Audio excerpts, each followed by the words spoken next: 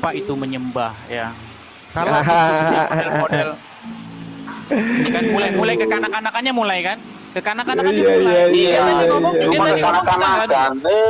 padahal dia tadi ngomong nggak ada yang ganggu dia. Bahas 1 Yohanes 3:2. Gimana nih ditegur ini? Katanya orangnya dasar. Sifat Islamnya keluar gitu loh. Sifat Islamnya keluar. Tabiat Islammu jangan dibawa. Zulkifli, malu orang lihatnya. Diam dulu Kak gitu Juma, orang cerita diam aja dari tadi. Kamu tadi ngomong semua diam gitu loh. Iya, Itulah diam orang dulu. Kristen tuh beradab gitu loh. Ya kan? Nah, jadi diskusi yang anak-anak itu adalah diskusi yang main hantam saja tanpa menentukan dulu kriterianya.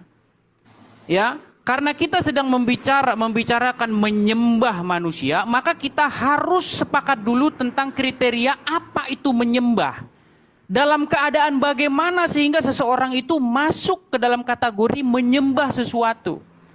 Itu dulu. Dan kita tidak boleh mengarang-ngarang itu. Kita harus menyandarkan pengertian penyembahan itu menurut Al-Quran dan menurut Bible. Karena itu yang sedang kita bahas.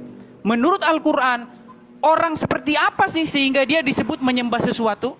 Menurut Al-Quran, orang seperti apa sih disebut ketika dia menyembah sesuatu? Itu dulu yang kita bahas. Baru diskusi kita menjadi diskusi yang akademis.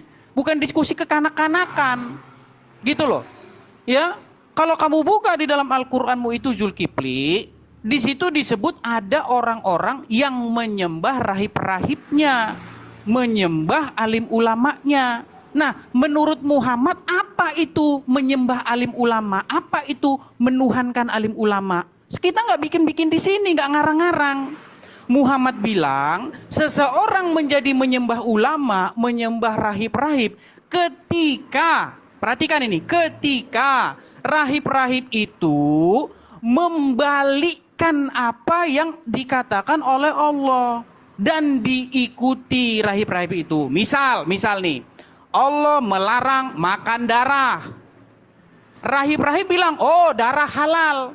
Nah, dihantam itu, darah dimakan, menuruti rahib-rahib itu. Nah, menurut Muhammad, itulah penyembahan kepada orang itu. Itu dulu, baru kalau udah seperti itu kita kriterianya baru mantap. Kita bisa lanjut ke diskusi siapakah yang menyembah manusia. Nah sekarang, kalau kita baca Al-Quran, di dalam Al-Quran itu jelas darah itu dilarang untuk dikonsumsi. Tapi dalam riwayat-riwayat jelas Zulkifli darah Muhammad itu diminum sama pengikutnya. Apakah Muhammad ketika darahnya diminum, dia ngomong, hei kamu melanggar Al-Quran? Mana dia ngomong gitu? Dia malah bilang, barang siapa yang darahnya bercampur dengan darahku, haram disentuh api neraka.